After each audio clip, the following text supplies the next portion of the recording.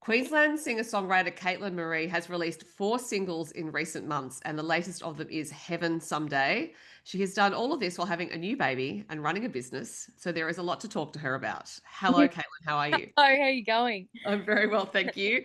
Yes, you have been like you're 2025, very, very busy, but I'm actually going to start by taking us to the past, to your childhood, because you come from a very musical family. Your Yeah. mother is singer-songwriter Sharon Greeley. Your grandmother, Jimmy Greeley, was known as Chinchilla Slim, and your song Granddad's Guitar was about him. Yeah. So I imagine you had music around you from a very young age. Yeah, definitely. Even mum's sisters and stuff, like they all sung in a band together. Before mum, like as they got older, they all just separated obviously and did different career paths, and then mum joined Skin the Cat. But I remember when I was little, like with them, even being on stage at the hall and stuff, we'd be on a mattress out the back, jumping up and down to the music. Or at the RSL, same thing. They'd just bring a mattress along and we'd all just lay on it. And then pop, yeah, we'd go down to Chinchilla and play at the old, a little hall thing there. I can't even remember what it's called. Next to the RSL and Chinchilla, or at the local shows. So definitely been there. I thought when you said there was a mattress backstage, you got to say we just all curled up and went to sleep, but instead you No, said we were we jumping up partied. and We down. definitely did. So therefore, it must have seemed to you like it was just inevitable. Hello, we have a junior Caitlin, although boy Caitlin. Yeah, Junior. um, so I always get distracted by baby cheeks. For those of you who are listening, not watching, there is now a baby on screen, All and he wants is a phone. if anyone likes baby cheeks the way I do, they are just pinchable even through a screen. So that's Yeah. so. When you were a child, I suppose it just seemed like music was everywhere. You were going to be musical as well, but was there a certain point where you thought, "Oh, I'd like to learn to play an instrument or learn to sing or start a Um, band even?" I used to just steal the microphone a lot. I know that much when I was little, but then I think I learnt the guitar once Pop did pass away, and it got handed to me. So that's kind of what made me learn an instrument. And Mum obviously made me take lessons. Yeah. So if it wasn't for her and poor old Pop's passing, I don't know. Like I may have. I always thought I wanted to be a saxophone player or something. So Why saxophone? I don't know. I just love it. I love that type of music as well. So I thought, I might be a blues singer one day, but I ended up going down the country music path. Well, I think it's always interesting to contemplate when you can sing. You have such a strong voice that there are different avenues for your voice, and Oh sometimes yeah, sometimes with one type of sing, like there's a singing voice where it suits one genre really well. But yeah, I can totally hear how you could have gone to blues. So why was country music the destiny for you? I think overall, like at one stage, I did want to sing either pop music or anything really. I think, to be honest, in Australia, there's not many avenues for young artists to pursue a different type of music. Right. But to then, I think, I used to be like, "Oh, I don't want to sing country music." I really actually ended up falling in love with it when I did start to go to the country music festivals. I really could see like the stories in everyone's songs and how passionate that group of people was with Hmm. the music. And Hmm. now I just love it. Like any new country song comes out, I've got to have a listen because it's like what stories there to have a listen to type of thing. Yeah, right. And now I'm like, I could tell my stories in music, and that's when I started songwriting. So Yeah. So I guess therefore the genre itself gave you permission to tell stories. yeah, yeah, exactly. And it was like, I think it was like a fate thing, really. It was like, no, this is the way you're supposed to go. And now I feel like so at home with my music, and whereas before I was kind of lost with the direction, Mhm. and now I have my direction and who I am. Like I've found who I am as a person within the music.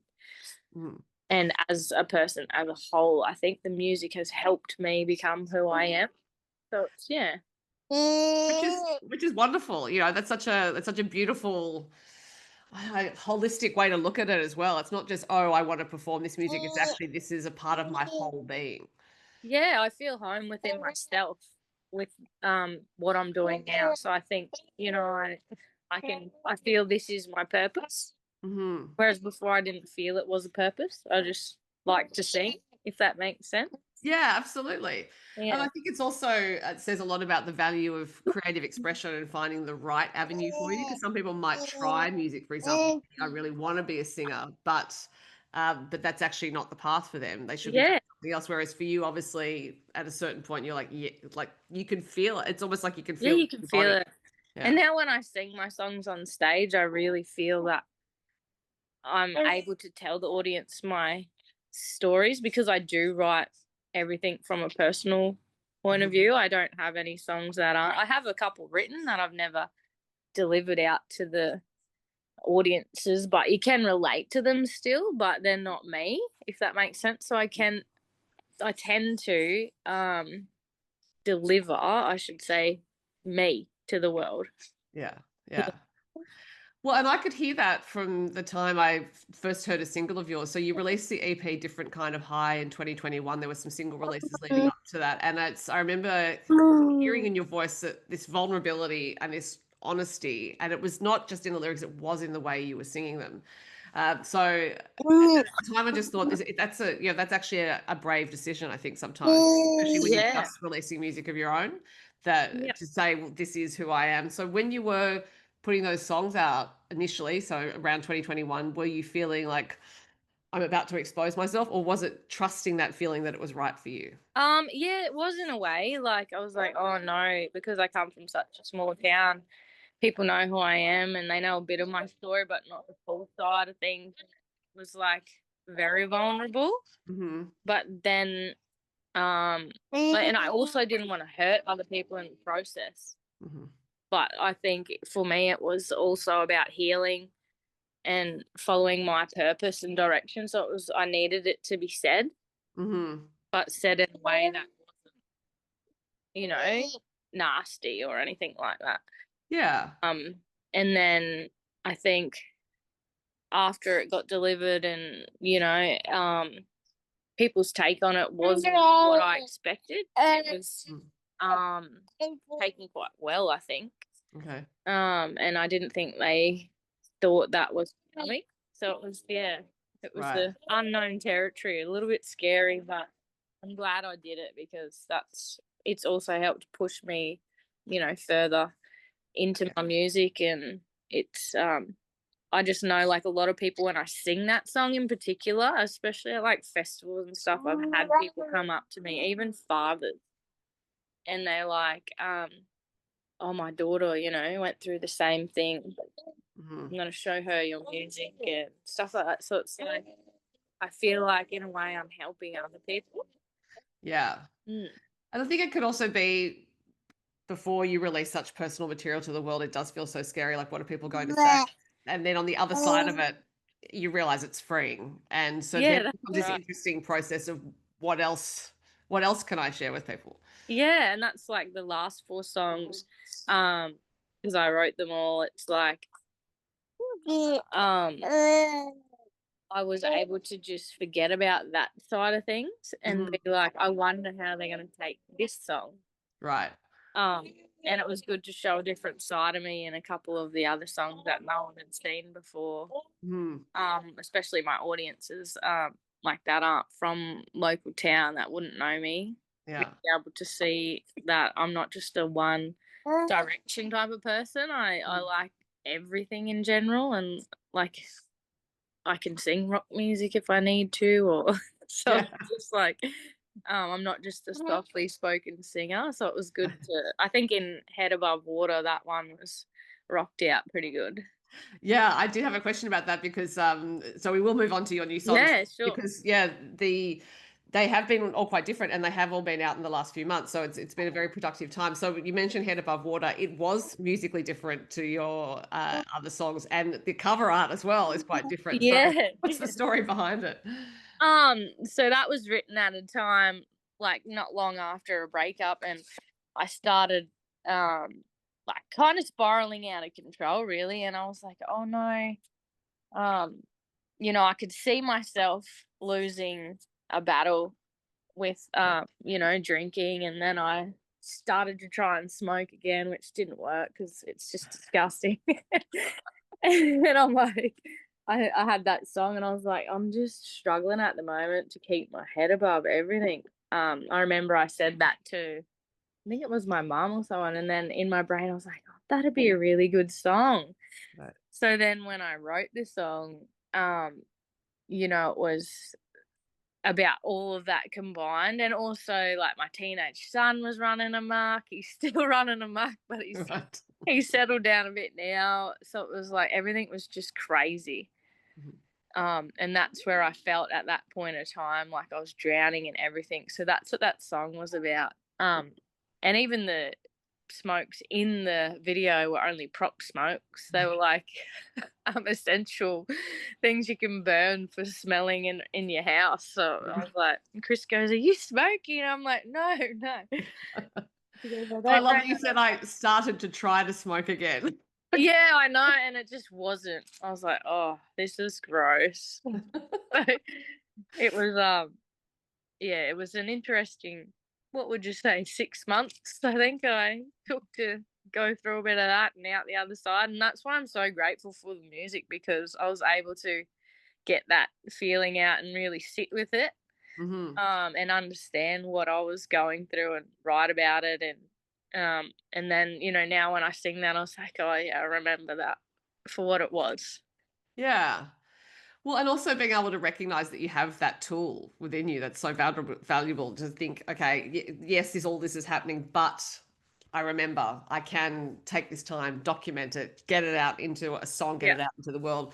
But also you have to distill it, to write a song. It's not 60,000 Yeah. words. You've got Yeah. to be really disciplined about it. So in that process of trying to document what you were going through, I would imagine, yeah, that's almost like a therapy process in itself because you really got to concentrate.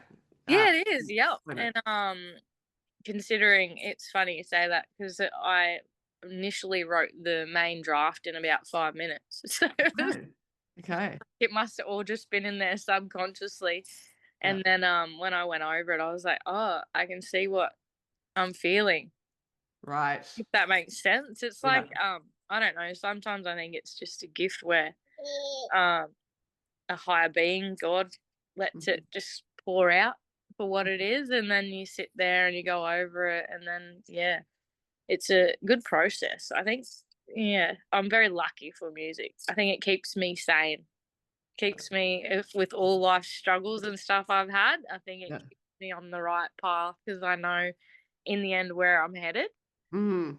And it's Yeah. like, if I'm going and doing all this and starting to go down there, well, this is neglected now. My purpose that I feel is my purpose now. So, and it's Yeah. stop, snap out of it. This is the way we're headed. That was all what that song was too. Yeah. Right. And in terms of music or art coming from a higher being or whatever anyone wants to believe in, you also have to be able to get out of its way. So that's part Yeah, of the process, I think, in learning to be an artist is yeah, yes, it can come through, but sometimes you can actively get in its way. So it sounds like that actually you've never really got in its way. You've always trusted it. Or was there a time when you were younger when you actually were blocking stuff? yeah, it did. Yep, definitely. Before different kind of high was out, I threw my music away. Like, I just let, um, you know, people dictate what I could and couldn't do, and I didn't get to go to festivals anymore, and, you know, I felt guilty if I went and tried to sing, because you'd get accused of heaps of things. And now it's like I'll never let that happen again, Right. because I've been there and done that. And, you know, even anything to take my dream away again, I won't let happen. And I think I was, this time round, it was the substances, you know, like alcohol was like, I'm starting to let this thing do that now. Right. So I'm like, no, not this time. Like, stop. We've been there. We've felt low and sad and all that before. It's a feeling. Let's just move on from it. Yeah. Yeah. That's an incredibly astute level of self-awareness, actually, to be able to almost step outside yourself and think, okay, I'm witnessing what's happening here and I don't wish to go in that direction. I want to stay here. Yeah. And I think my last relationship um, the one just before, like, my partner that I'm with now, it was a narcissistic one. It was very, like, he was grandiose and, narcissistic, and in the end, like, you know how they start to devalue you and Mhm. throw you away, and you're like, "What's happened?" Like, this person that loved me so much, Mhm. gave me all this, just took it away. And once you step back, I had to really process that because it shattered my soul. Like, it was a very hard thing to recover from. Mhm. I think anyone that goes through that type of abuse, like, it's worse than physical. I would have rather have been hit than have to deal with the mental and psychological stuff that that man put me through. Mhm. Um, and I think I took a time there where I was like, I need to be more aware of everything that's surrounding me, not just in the moment, like feeling it in the moment, be more aware of everything. Um, because I had a light bulb moment after that, and a lot of things made sense. And I was Right. like, I seen that, but I chose to ignore it. Okay. Like, I seen things for what they were, but I still chose to believe that that wasn't true. I was just seeing things for because I wanted to see it that way, Right. or ignoring them. And now it's like, no, that is what it is. Like, I find myself, which is a bit hard. I'll see someone and I'll be like to my friends, "That's narcissistic behavior. Like, I think you need to, address that Yeah. because it's not normal." Right. Um, or if one of my friends have been like, "Oh, this guy loves me so much. I've met him," and I'm like, just stop, have a think about it, Mm. date them for a while because this is what happened to me. And a couple of them actually have been the same type of thing, but they didn't pursue the relationship. Like, it all Mhm. unfolded after the people were found out. And the worst thing, like, about it all is when you ignore that type of stuff, you dig yourself deeper. Like, I was in that relationship for 8 years, and, like, after heaps of stuff came out, it really opened its eyes when he almost passed away in hospital.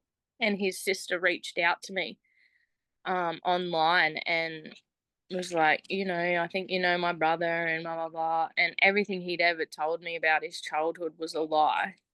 So I was living with someone I didn't know. I thought I knew, but I didn't Yeah. know who this person was. And then I was like, "Oh my, like, I've let this person in my house with my children, and who are they really?" And so much unfolded after that day. It was mortifying. So now, like, I think I've really worked on the self awareness side of things. Mhm. And I find it's so much easier to, once you go through something bad or you feel something from a hard place, or you can sit with it for a minute and then Right. really take it in and be like, "Oh, this is what it is," or Mhm. "I felt this way because of this," or Mhm. "No, this situation is what it seems, Mhm. not what I want it to be." Mhm. And that's, like, I've really grown, and that's what a couple of, like, ashes to dust and the head above water is all about too. It was like trying to be self-aware, Right. more self-aware. I think you're succeeding. It's also really unfortunate you had to go through all of that in order to develop the Yeah. self-awareness. Well, I think, like, in life, everyone gets given challenges, and, relationships particularly help us learn. Here, hop up here. Um, Relationships help us. What would you say? They're our biggest teachers. Mhm. Yeah. So I think, in a way, as hard as it was and mortifying and horrible, at the end of the day, it was what it was. Yeah. And I think it was there to teach me my self worth. Mhm. Like, I'm more valuable than what um, anyone could possibly want to show me or take away from me. Yeah. Like, you've got to learn to love yourself, don't you? You do absolutely. It's a really hard piece of work though, Caitlin, particularly when you've had someone who's been working against that Oh for yes, definitely it is. It's terrible, but it's possible. Like, there's a lot of people that don't believe they could ever get over something like that, but it is. It takes time and a lot of heartbreak, but like you'll get there, and in the end, you'll be stronger for it. Yeah. Yeah. Well, I think that's extraordinary. Thank Put you. it in a Thank you swing. for saying that, because there will be people listening, I think, who will need to hear it. Oh, And we all need to remind ourselves from time to time. sorry, I'll put him in his swing. He'll be happier. I think, yeah, he's just babies need to move when they're awake. Oh, he's moving all the time. He doesn't even sleep, this little guy. Well, clearly he has a lot of things to do. Sometimes they're very busy, babies. Yeah, he They've is. got a lot of stuff to do. I will, before we get to Heaven Someday, which is the latest song, I do want to talk about Australia, My Home, which you Yep. released on 24th of January, so just before Australia Day. Some Australiana songs can rely on cliches, I find, but yours Yeah. did not. I remember when I heard it thinking, yeah, you've really done this just the right way, which was not a surprise because of the way you Yeah. normally write songs. But I'm interested in why you decided to release your own Australia song. I think for me it was all about where I grew up as a child, and I was thinking, I can't remember what I was watching something, and I was like, wow, we're so lucky to be in Australia. And I was a bit sad actually about my kids, like how they're growing up now is a little bit different to what I grew up as. It's a lot less safer.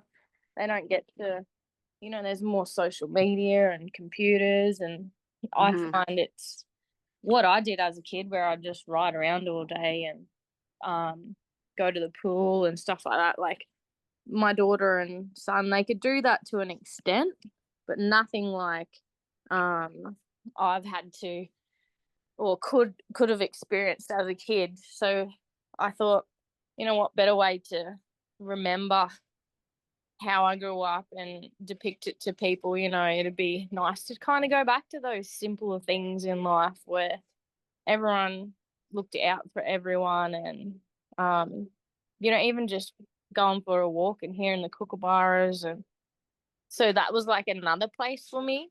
And then in a whole, it was just about where I live, and yeah, Australia and mum. Yeah. So yeah. Yeah. No, it's a really lovely song. So if anyone who's listening hasn't heard it, they should. Yeah. And then they should listen to Heaven Someday, which you've just released. And this is a song that's about caring for someone who is lost in this life and wishing the best for them. And I'm wondering if you wrote it wanting to get to that place of wishing the best for that person, or had you already reached the place of wishing the best by the time you wrote the song? Um, Already reached the place of wanting them to be there. And it's like kind of a song where I'm telling them a story about it.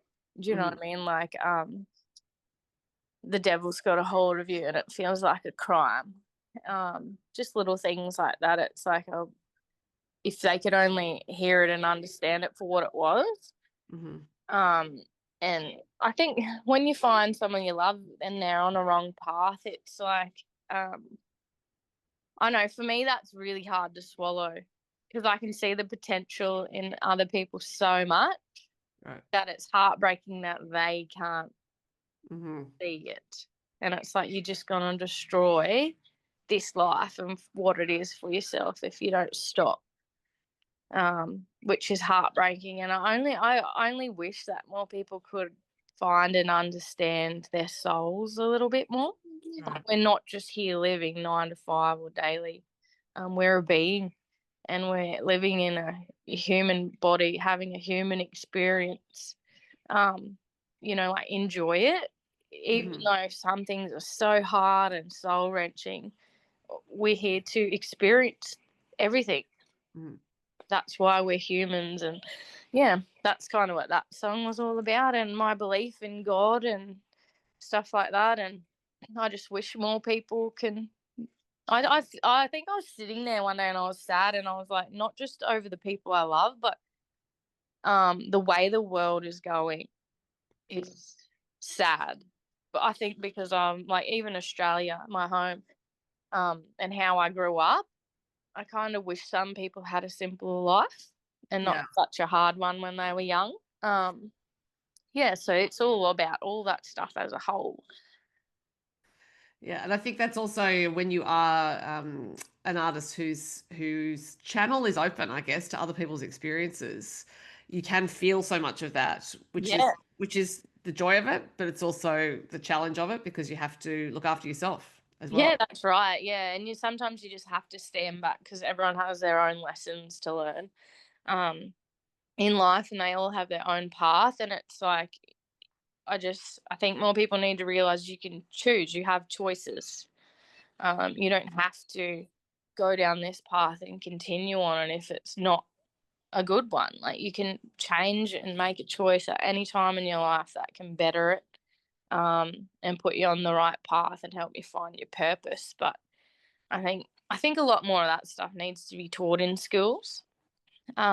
Self-awareness and emotional intelligence, not just I'm feeling angry today or I'm happy today, just about choices and paths and how things can just change like that. Yeah, and I think that's part of the role of art, isn't it? To Yeah. give some people some guidance. And in this particular song, there's one message. You have other songs that we've talked about where you're documenting your experiences, but no doubt they help other people. Have you had feedback from listeners to say, "Oh, that song reflected my life," or "That song really helped me out in a hard moment"? Yeah, I have actually, and it's surprisingly been from people I wouldn't have thought that I do know. So I was Okay, like, "Oh, it's good to know that even though I've tried to push it to one side of people, it's also reflected people that I thought were in a good place and stuff right. like that and helped them through." So, yeah, it's been a really good um, journey for that song. And I think, like, in a whole, that style and sound of music's what I'll be doing more of. Hmm. I really pushed to have that song recorded and sounding exactly how I had it in my head. So I think I sent it back a few times before it probably got sick of me, but it was really important for me to have it how I could envision it. So Because I didn't actually see who you worked with on this song or the other singles as a producer, so I'm not sure uh, who that is. Michael Okay. Okay. Productions, we did the four. I was just getting I was either almost finished being sick from laryngitis. So when I actually recorded all those songs, we had to sing Australia My Home down a couple of keys because I Right. almost had lost my voice by the end of it. And then after I recorded those, it was a couple of days later when my voice just like died for six Mhm. months, and I thought I'm never gonna be able to sing again. Right. It was that I had it that bad, and I was like, I'm gonna have to have surgery, and I just kept drinking the herbal teas and massaging, and then Yeah. it slowly started to come back. I'm very lucky it did. So, because your son Kyson, whom we have met, was born on New Year's Day and in a hurry, from what I understand. Yeah, I'm guessing the songs were recorded either while you were pregnant or much before that. yeah, they were recorded last year. I think it was June, July, so a very long time. And then Moko and Melody had their baby. So it kind of got waylaid, and then Moko was busy with other things, and I thought it'd be 6 weeks to get back to me, and then it was like 30 weeks, and I was like, oh no. And I was like, Moko, like I'm like, I'm pregnant. I need this stuff back because I got videos to do, and I can't do the videos while I have a big belly because it's not going to make sense in all the videos. I did 3 videos with being pregnant. I could have done Australia My Home and Ashes to Dust probably, but Heaven Someday would have looked sorry, Head Above Water would have looked funny with a pregnant woman smoking. True. Because I remember thinking I saw that Kyson had arrived and then Australia My Home was out. I thought, oh my God, she's got a song coming out. She's got a new baby. And I also found out that, yeah, he arrived in so much of a hurry that the two of you actually were in some distress. So Yeah, that yeah. sounds like that was a pretty scary time. Yeah, actually it was. Like I tried to have him naturally and then it just didn't go that way. And after 12 hours I was trying to tell the nurses like it's not happening. Like they're going, you can push. I'm like, that I can't. There's no pushing. And I Right. was in that much pain of where he was stuck. He was sitting on a nerve, and his hands and stuff. Um, the cord was around his hand, then neck, then other hand. So he was coming out like Right. that. And by the time they realised, because his heart kept stopping, and I was on every drug you could imagine, and I've had my other two kids with no drugs because I was like, no, I'll do it naturally. It hurts only for a while, and then it's gone. And then this, I was like screaming, like Right. different type of pain, screaming. Right. And then at one stage they're like push, and then his heart dropped down when I tried. Mhm. That was it. They had to rush me to theatre, but by the time I got up there, they'd turned all the stuff off, and even the epidural didn't work. It only worked in one side of my body and not the side that the nerve was pinched in. So I then had to have a spinal tap with this pinched nerve. I was screaming. And I was like, if I move, I'll probably get paralyzed the way this is going. And I remember even having thoughts of, I'm going to have to tell my partner all my bank details and passwords, and Yep. I'm not going to be here.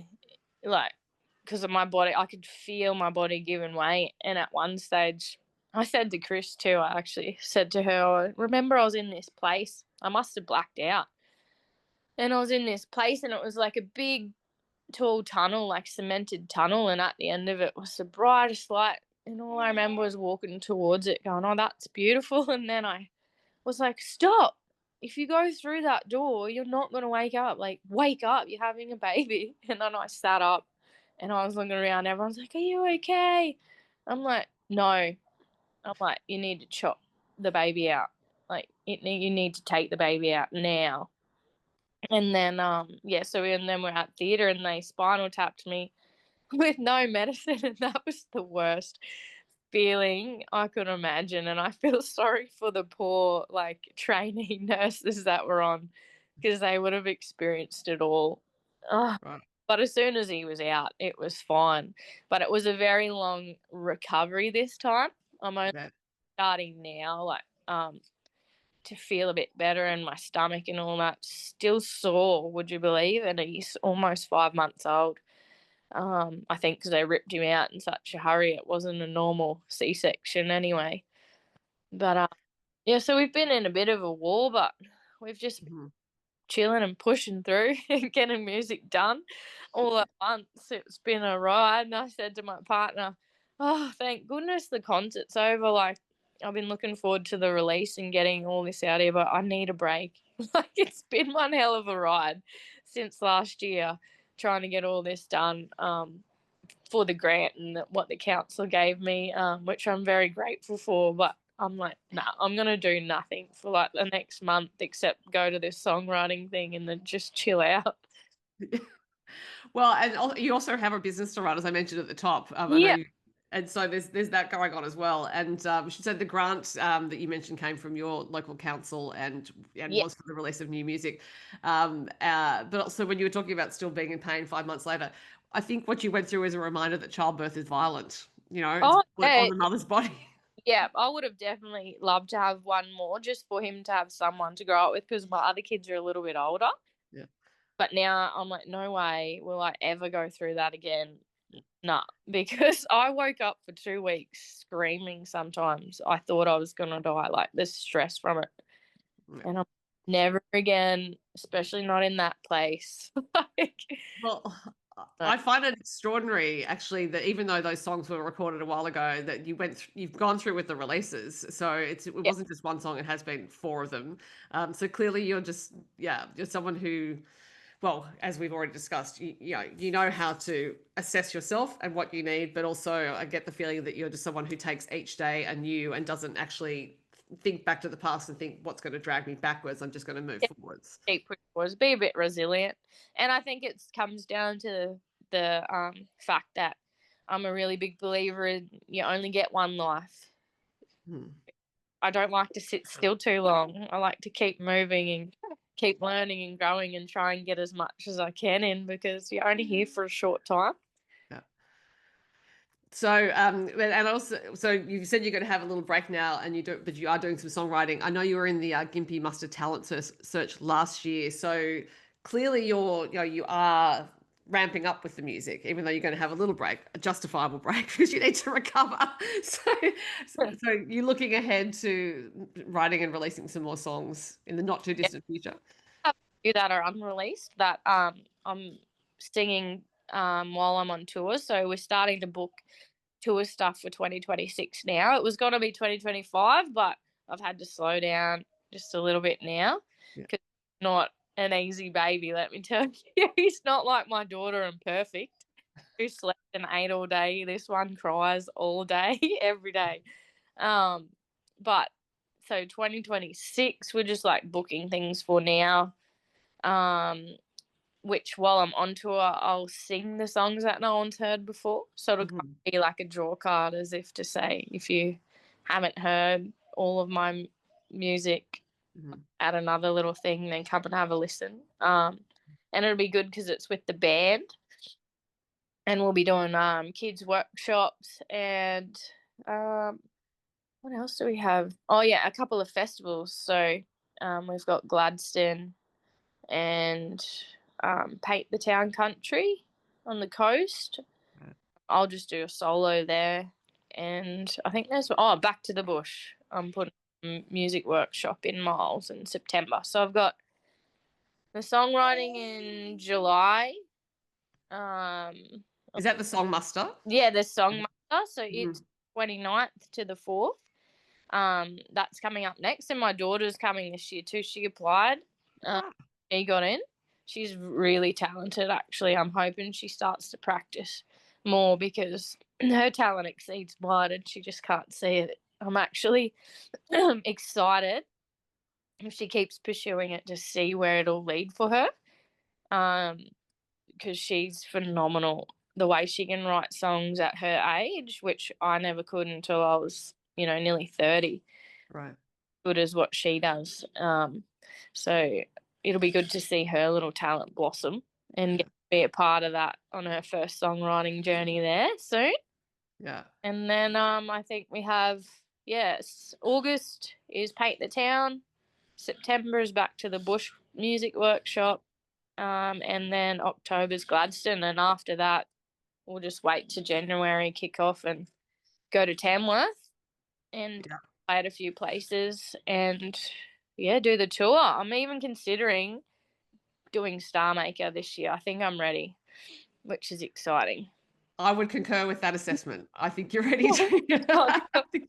I'm putting it off for a few years, but now I think I feel confident in my direction, what I'm delivering, that I can be a good candidate for Star Maker. Yeah. Well, I look forward to seeing you in the grand final next year then. Oh, thank you. But I will let you go now because, Kyson has business to conduct, no doubt. So, Katelann Maree, thank you so much for your time. It was great to talk to you. Yeah, thank you. Have a good day. Bye. Bye.